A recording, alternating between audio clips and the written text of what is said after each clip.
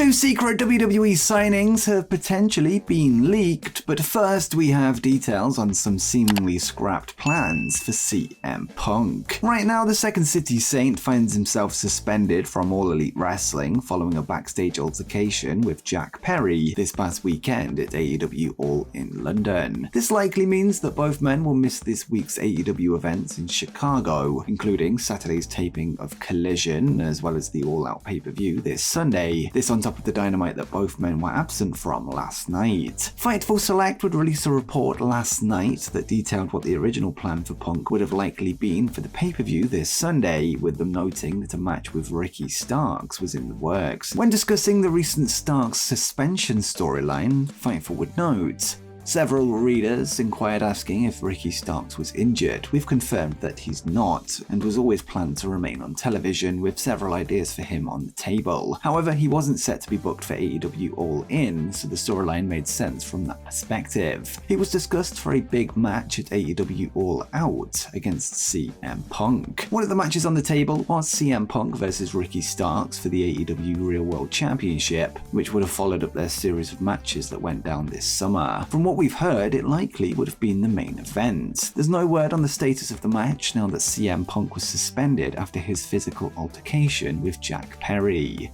What we do know is that Starks is scheduled to take part in a segment this Saturday night on AEW Collision, where he's set to challenge Ricky Steamboat to a strap match at the All Out pay-per-view. This comes after Steamboat recently refereed a match that saw Starks lose to CM Punk, before Absolute laid the legend out after the match, resulting in a kayfabe suspension. Whether the bout between Steamboat and Starks actually happens remains to be seen, although I suspect it's more likely that somebody will interrupt the challenge to take the Dragon's place. This could well be Punk, depending on his suspension status come the weekend, or perhaps it could be somebody else on the roster. And for our final story concerning the aforementioned suspensions, Fightful Select have released a very interesting update on the situation, with the details provided appearing to make the investigation into what happened a little bit easier, and Fightful would say, AEW did in fact launch the investigation into the CM Punk and Jack Perry altercation. We've been told that they have been collecting statements and interviews about the nature of what happened. We're told there is footage of the incident, as there are cameras all over Wembley. This should mean that the investigation shouldn't take as long as first anticipated, with the evidence available being far more concrete than just the accounts of people in attendance. It also means there can be no disputing any decision against either man from fans, given what happened isn't up for debate. It was also mentioned that following false reports of a close encounter between Miro and Punk this week, the two parties have since been in contact, although no specifics were mentioned as to what was said. Next up, an AEW debut appears to have affected WrestleMania weekend plans. With WrestleMania 40 just months away, it's been announced that there will be an ECW experience with Rob Van Dam. This included for customers that buy one of the Priority Pass packages, with the event going down in Philadelphia, Pennsylvania, the home of Extreme Championship Wrestling. Speaking on his one-of-a-kind podcast this week, Van Dam would state that he suspects that the appearance could be cancelled. This due to his recent debut in AEW, despite him previously noting that he had permission from WWE, and he would say, maybe I'd show you if I was doing a WWE tour WrestleMania weekend, but I have good reason to believe that might be cancelled because of a recent appearance I might have done with permission for a different company. Right now I don't feel like I can talk too much about that. RVD has so far made 2 appearances in AEW, with him debuting on the August 2nd episode of Dynamite, before going on to challenge then FTW champion Jack Perry the following week. It seems that the cameos may have ruffled some feathers over in Stamford. And next, let's take a look at the updated card for AEW All Out. Last night on AEW Dynamite live from Chicago, Illinois, multiple matches would be confirmed for this weekend's All Out pay-per-view, as the once barren card begins to take shape just days before the big event. The show will see FTR and the Young Bucks once again share a ring, much like at All in London. However, this time they'll be teaming together in 8-man tag action, with them set to battle Jay White, Juice Robinson, and the Guns of Bullet Club Gold. The match would be made official during a backstage segment that aired last night, which was taped at Wembley Stadium shortly after FTR's win over the Young Bucks. Another match that was added to the card will see the ROH Television Championship on the line storyline when Samoa Joe defends his belt against Shane Taylor, who is a former TV champion in his own right, with the announcement taking place after a video package aired showcasing the pair's history in Ring of Honor. New ROH World Tag Team Champions MJF and Adam Cole will also find themselves on the card at All Out, with them set to defend their newly won belts against the winners of this Friday's #1 Contenders Tag Team Battle Royal, a match that was taped last night following the live edition of Dynamite. The field for the Battle Royal includes the most recent former champions Aussie Open, as well as the Hardys, Dark Order, and Best Friends, as well as many more teams. And speaking of tag matches, the show will also see NJPW Strong Openweight Champion Eddie Kingston and ROH Pure Champion Katsuyori Shibata stand across the ring from ROH World Champion Claudio Castagnoli and his Blackpool Combat Club teammate Wheeler Yuta. The AEW International Championship will also be up for grabs when Orange Cassidy defends his title against former AEW World Champion Jon Moxley, a match that was confirmed in last night's main event when Freshly Squeezed beat Penta to retain his title, advancing to face the #1 contender this Sunday. The announcements take the all-out card to 9 confirmed matches, adding to the Konosuke Takeshita Kenny Omega singles match, the Miro Powerhouse Hobbs Battle of the Big Men, Chris Statlander's TBS title defense against the Outcasts' Ruby Soho, as well as Darby Allin's quest to win the TNT Championship for the 3rd time when he takes on Luchasaurus, who will have Christian Cage by his side. Next up, a major AEW tournament has been confirmed. Elsewhere on AEW Dynamite last night, it would be announced that a World Title Eliminator tournament will be held in the coming weeks to decide MJF's next challenger for the AEW World Championship, with the winner earning a title shot against the champion at the upcoming AEW Grand Slam event. During an in-ring promo involving Adam Cole, Roderick Strong, and the Kingdom, Strong would confirm that he will be entering the tournament with the goal of dethroning MJF, somebody he still insists Cole shouldn't trust. So far, only one name has been added to the field thus far. AEW Dynamite Grand Slam will go down on September 20, live from the Arthur Ashe Stadium in Queens, New York, a show that will no doubt have a homecoming feel for the reigning champion, with Roderick Strong a strong favourite to enter the match given the ongoing storyline involving Adam Cole.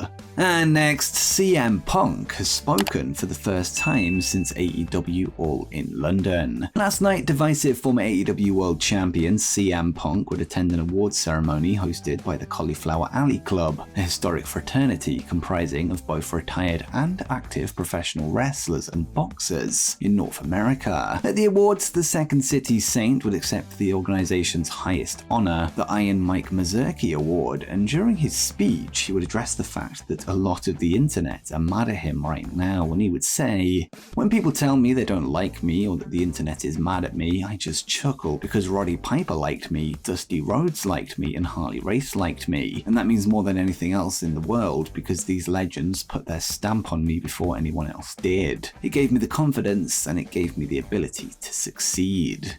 Punk would then credit the likes of JBL, Eddie Guerrero, Raven, Tracy Smothers, Mickey James, AJ Lee, Ace Steel, and many more for his success in the wrestling business, adding that it means the world to him when fans come up and say that they were inspired by him. Upon introducing Punk to the stage, his coach, friend, and current AEW agent, Ace Steel, would say, "He has never changed no matter what anybody says about him. He hasn't because he doesn't put up with shit." In Punk's speech, he would tell many tales from his career over the course of 45 minutes, with many of his stories involving wrestling icon Harley Race. Next up, a wrestling legend has paid tribute to the late Bray Wyatt. The wrestling world would be hit by the unfortunate news that Wyndham Rotunda, better known as Bray Wyatt, had sadly passed away last week, with a number of tributes flooding the internet from fans and colleagues alike. On Tuesday, WWE Hall of Famer Mick Foley would publish a tribute of his own, where he would detail his interactions with Wyndham over the years, and revealed how the Eater of Worlds took elements from Foley's own playbook, turning it into his own. When discussing how Wyatt's use of a rocking chair during his days in the Wyatt family came about, Foley would write, "Wyndham told me about this new type of thing he was working on in Florida Championship Wrestling. He mentioned how much he had enjoyed a promo I did in a rocking chair leading up to my big match with Randy Orton at Backlash in 2004, and mentioned that he was incorporating a rocking chair into this thing he was working on. The thing turned out to be the Wyatt family, which took WWE by storm." Mick would then add that when Bray was on his screen, his attention would become undivided, and he would note, As time went by, I would regularly watch WWE with my family. In most cases, I would be multitasking as I watched, working on projects, doing a little writing, multitasking in general. But whenever Bray Wyatt appeared on screen, I would drop everything else I was doing and just focus intently on the performer on screen. Bray Wyatt always commanded my complete and undivided attention. Another time Wyndham took inspiration from Foley was his use of the mandible claw when introducing The Fiend, with Mick revealing a phone call he received from then Raw head of creative Paul Heyman. And the hardcore legend would say, "In 2019, I received a phone call from Paul Heyman asking me how I would feel about Bray's new incarnation as The Fiend, using my old mandible claw finisher. I think I gave Paul a 3-word answer: I love it. If I remember correctly, it was in that same phone call where Paul asked how I would feel about being on the receiving end of my own finisher. I believe I gave him the same 3-word answer a second time: I love it." So a few days later, I became the first victim of The Fiend's mandible claw and will always be proud to hold that distinction.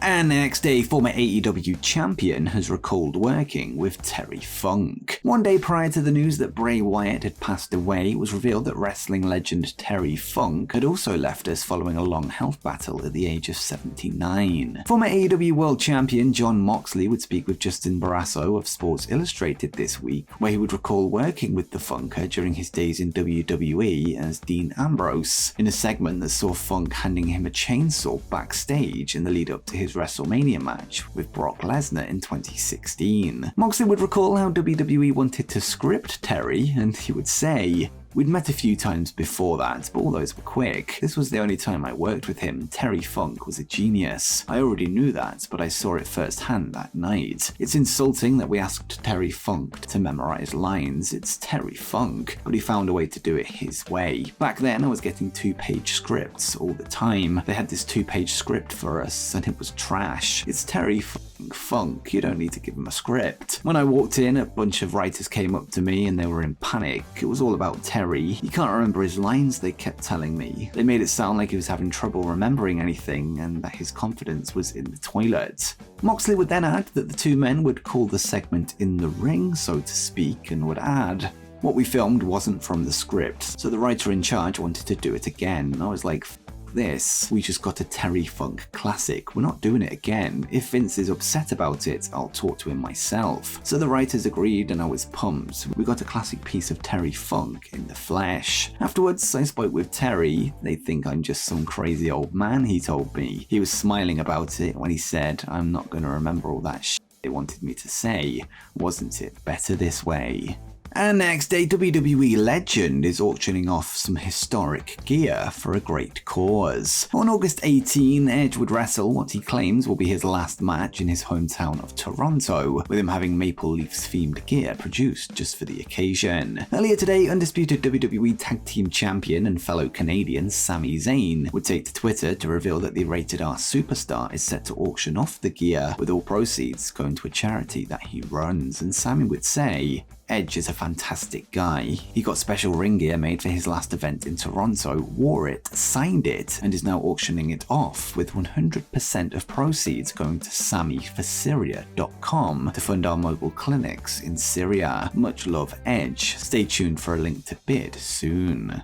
Next up, 2 secret WWE signings have seemingly been leaked. Towards the end of last year, many released former WWE superstars would make their return to the company, including the likes of Bray Wyatt, Karrion Kross, Johnny Gargano, and Chelsea Green, with this coinciding with Triple H's promotion to head of creative, following the retirement of Vince McMahon. Well, according to a fresh report from Fightful Select, it appears that 2 other names were signed to deals with the company during that time period, although they are yet to make their television return. Whilst Fightful were unable to confirm the news with WWE directly, they've been informed by sources that Akam and Razor, also known as the Authors of Pain, were brought in before Vince McMahon came back into power, with them actually appearing on an internal WWE travel list as recently as May 2023. Information gathered by Fightful appears to suggest that the tag team made sure that Paul Ellering, who was their manager on screen in NXT, was heavily involved in the negotiations. AOP SOP haven't wrestled since their WWE release back in September 2020, with their last match taking place in March of that year, with an injury bringing a halt to their allegiance with Seth Rollins and Buddy Murphy. And before you go, make sure you check out 10 facts that MJF doesn't want you to know.